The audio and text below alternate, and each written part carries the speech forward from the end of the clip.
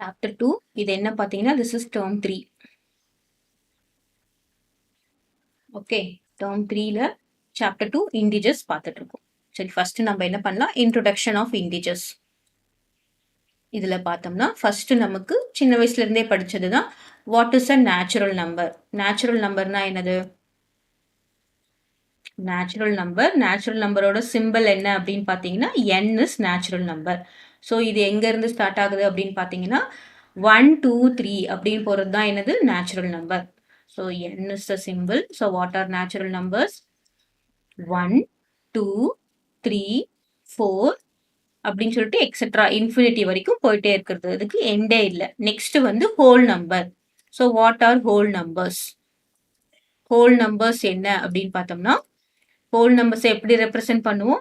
W அப்படின்ற சிம்பிள்ல represent பண்ணுவோம். Whole நம்பர்ஸ்ல என்ன இன்க்ளூடட்?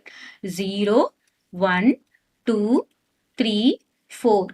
ஸோ 0 இன்க்ளூட் ஆயிருந்தா அதை நம்ம என்ன சொல்லுவோம்? ஹோல் நம்பர்ஸ் அப்படின்னு சொல்லுவோம். கிளியரா? இப்போ நம்ம புதுசா ஒண்ணு படிக்க போறோம். இன்டிஜர்ஸ். What are integers?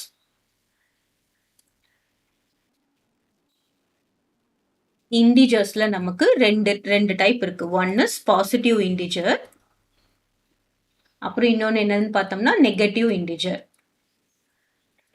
ஓகேவா? ஜீரோக்கு ரைட் சைட்ல இருக்கிறது, தட் இஸ் 1 2 3 அப்படின்னு போயிட்டே இருக்கிறது என்னது? Positive integer. அதுவே ஜீரோக்கு லெஃப்ட் சைட்ல இருக்கிறது, ஸோ ஜீரோக்கு ரைட்ல இருக்கிறது பாசிட்டிவ் இன்டிஜர். அதுவே ஜீரோக்கு லெஃப்ட்ல இருக்கிறது. ஓகே, லெஃப்ட்ல இருக்கிறது நம்ம எப்படி ரெப்ரசென்ட் பண்ணுவோம் அப்படின்னு பார்த்தோம்னா -1 -2 -3 அப்படின்னு ரெப்ரசென்ட் பண்ணுவோம். அதை நம்ம என்ன சொல்லுவோம்? Negative integer. இன்டிஜரோட சிம்பிள் என்னன்னு பார்த்தோம்னா இசட் அப்படின்னு கொடுத்துருந்தாங்கன்னா அது என்னது? இன்டிஜர். என்னன்னா நேச்சுரல் நம்பர், டபிள்யூனா ஹோல் நம்பர், இசட்னு கொடுத்துருந்தாங்கன்னா இன்டிஜர். ஸோ இந்த இன்டிஜர்ல பார்த்தோம்னு வச்சுக்கோங்களேன். இப்போ 0 இதுதான் வந்து மிடில் பாயிண்ட். இது 0. இந்த 0ல இருந்து ரைட் சைட்ல இருக்கு பாத்தீங்களா? ஸோ இந்த ரைட் சைட்ல எல்லாம் 1ல இருந்து ஆரம்பிக்கிறது. சரியா? ஜீரோக்கு என்னது? 0 has no positive sign, no plus 0, no -0. ஜீரோக்கு பிளஸ் 0 கிடையாது, -0ன்னு கிடையாது. சரியா? அப்போ ஜீரோக்கு ரைட்ல இருக்கிறது எல்லாமே நம்ம என்ன சொல்லுவோம்? பாசிட்டிவ் இன்டிஜர்ஸ் அப்படின்னு சொல்லுவோம். அதே ஜீரோக்கு லெஃப்ட்ல இருக்கிறது நம்ம என்ன சொல்லுவோம்? நெகட்டிவ் இன்டிஜர்ஸ் அப்படின்னு சொல்லுவோம். சரியா? ஜீரோக்கு பாசிட்டிவும் கிடையாது, நெகட்டிவும் கிடையாது.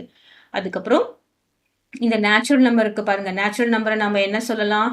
Natural number can also be set as positive integers. நம்ம தானே பாசிட்டிவ் இன்டிஜர்ஸ் எங்க இருந்து ஸ்டார்ட் ஆகுது? 1ல இருந்து ஸ்டார்ட் ஆகுது, அப்படியே போயிட்டே இருக்கு.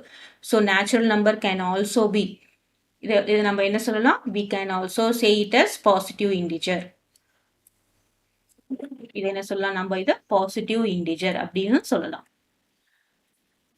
பாசிட்டிவ் இன்டிஜர்ஸும் ஒண்ணுதான், நேச்சுரல் நம்பர்ஸும் ஒண்ணுதான். அதுக்கப்புறம் ஹோல் நம்பர்ஸ் நம்ம என்ன சொல்றோம் அப்படின்னு பாத்தீங்கன்னா நான் நெகட்டிவ் இன்டிஜர்ஸ்.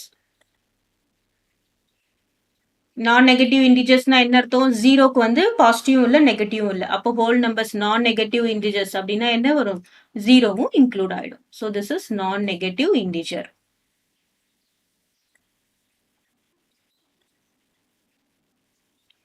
கிளியரா? ஸோ நெக்ஸ்ட் இதில் நம்ம இன்னும் என்னென்னலாம் பார்க்கலாம் அப்படின்னு பார்த்தோம்னா இது எப்படி எழுதுறது, எப்படி நம்ம படிக்கிறது அப்படின்னு பார்த்தோம்னா இப்போ இங்கே 1 2 3 நம்பர் 1 2 3 நம்பர் இருந்தால் அது என்ன அர்த்தம்? +1 +2 +3. அதாவது நம்பருக்கு முன்னாடி எதுவுமே இல்லைன்னா அங்கே ப்ளஸ் இருக்குன்னு அர்த்தம். அதனால நம்ம என்ன பண்ணுவோம்? +1 +2லாம் எப்பயுமே போட தேவையில்ல. யூஸ்வலாக 1 2 3 அப்படின்னு நம்ம எழுதிட்டு போயிடலாம். ஆனால் அதுவே -1 -2 -3 நம்பருக்கு முன்னாடி மைனஸ் சைன் இருந்தா நம்ம என்ன பண்ணணும்? கண்டிப்பா மைனஸ் போடணும். இதை வந்து நம்ம எப்படி ரீட் அவுட் பண்ணணும் அப்படின்னு பார்த்தோம்னா -1 அப்படின்னு ரீட் அவுட் பண்ணணும். சரியா? இப்போ what is this? This is -100. அதை நம்ம படிக்கும் போது எப்படி படிக்கணும்? -100. சரியா? -100 கிடையாது. படிக்கும் போது நம்ம எப்படி படிக்கணும்? -100 அப்படின்னு படிக்கணும். அப்படிதான் நம்ம ரீட் அவுட் பண்ணணும். நெக்ஸ்ட் இப்போ opposite. What are opposite integers? இது ஈஸி தான். 1க்கு ஆப்போசிட் இன்டிஜர் என்னவா இருக்கும்? -1ஆ இருக்கும். -1க்கு என்ன ஆப்போசிட் இன்டிஜரா இருக்கும்? +1ஆ இருக்கும். -735 இதுக்கு ஆப்போசிட் இன்டிஜர் என்னது? 735 சரியா? அதோட சிம்பல் மட்டும் நம்ம பார்த்துக்கிறோம். அப்புறமா இங்க வந்து ஒரு 1175 இதோட ஆப்போசிட் இன்டிஜர் என்னது? -1175. So they will ask how to read what are the opposite integers. அதே மாதிரி நம்ம மார்க் பண்ணணும். இன்னொன்னு இம்பார்ட்டன்டான பாயிண்ட் என்ன அப்படின்னு பார்த்தோம்னா, இன்டிஜர்ஸ் நம்ம நம்பர் லைன்ல மார்க் பண்ணும்போது பார்த்தீங்கன்னா கரெக்டா இது வந்து 1 சென்டிமீட்டர் கேப் நம்ம கிராஃப்லயோ இல்லை நம்ம ஸ்கேல்ல மார்க் பண்ணும்போது இது 1 சென்டிமீட்டர்னா கரெக்டா எல்லாத்துக்கும் அதே கேப் தான் கொடுக்கணும். எப்படி தப்பாலாம் மார்க் பண்ணக்கூடாது அப்படின்னா,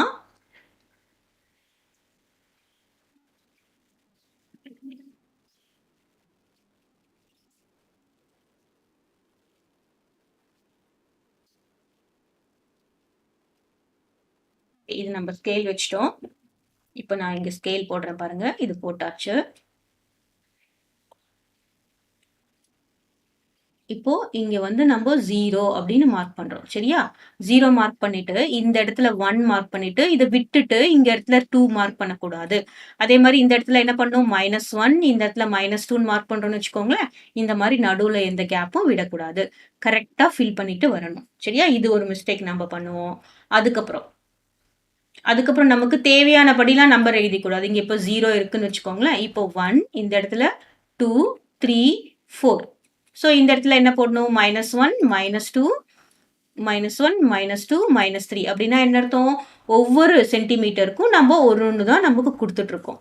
இந்த மாதிரி எழுதலாம். எப்படி எழுதக்கூடாது அப்படின்னு பார்த்தோம்னா, நமக்கு நம்பர் ஃபில் ஆகணும்னு சொல்லிட்டு இங்க 1 2 3 கொடுத்துட்டு இங்க 2 4 6 அந்த மாதிரி எழுதக்கூடாது. ஸோ இது எல்லாமே ராங் மெத்தட் ஆஃப் ரைட்டிங். நான் ராங் மெத்தட் தான் சொல்லிட்டு கொடுத்துட்ருக்கேன். இந்த மாதிரி 2 4 6 இங்கே பார்த்தீங்கன்னா 1 2 3 4 நம்ம ஒன்னொன்னா இன்க்ரீஸ் பண்ணிட்டு இருக்கோம். இதுக்கும் 1 டிஃப்ரென்ஸ். ஆனால் இங்கே 2 4 6 அப்படின்ட்டு இன்க்ரீஸ் பண்ணக்கூடாது. இங்கேயும் நம்ம 2 4 6 கொடுத்துருந்தோம்னு வச்சுக்கோங்களேன், அது கரெக்ட். இங்க 0க்கு அப்புறம் இங்க பாருங்க, இங்க -2 -4 -6 இங்க இங்க 2 2 4 6 8 இந்த மாதிரி கொடுத்துருந்தோம்னா இது கரெக்ட். ஏன்னா ஒவ்வொரு சென்டிமீட்டருக்கும் டிஃபரன்ஸ் என்னது? 2 யூனிட்ஸ் டிஃபரன்ஸ். அதே மாதிரி இங்க 6க்கும் 8க்கும் எவ்வளவு டிஃபரன்ஸ்? 2 units difference. ஸோ இந்த மாதிரி நம்ம கொடுக்கலாம். அப்புறம் வேற எப்படி கொடுக்க கூடாது? இப்போ வந்து இங்க நம்ம 5 10 கூட கொடுத்துக்கலாம். நம்ம எப்படி வேணா கொடுத்துக்கலாம். ஆனா கரெக்டான டிஃபரன்ஸ் இருக்கணும். இப்போ பாத்தீங்கன்னா இங்க 5 10 15 இங்க கொடுக்கலாம். இங்க என்ன கொடுக்கலாம்? -5 -10 -15 இப்படி கொடுத்தா இது கரெக்ட். ஆனா கரெக்டான டிஃபரன்ஸ் இருக்கணும். 2 யூனிட்ஸ் டிஃபரன்ஸ் அப்படின்னா இங்கேயும் வந்து 2 யூனிட்ஸ். 5 யூனிட்ஸ் டிஃபரன்ஸ்னா என்னது? இங்கேயும் வந்து 5 யூனிட்ஸ் இருக்கணும். ஸோ இதெல்லாம் நம்ம பார்ப்போம். எப்படிலாம் எழுதக்கூடாது அப்படின்றது. ஸ்கேல் எழுதுறது ரொம்ப முக்கியம். ஸோ இதுக்கப்புறம் நம்ம சம்ஸ் பார்க்கலாம். இந்த இன்ட்ரோடக்ஷன் மட்டும் இது ரொம்ப ஈஸி. இது பார்த்துட்டோம்னா எல்லா சம்மும் உங்களால போட்டுற முடியும்.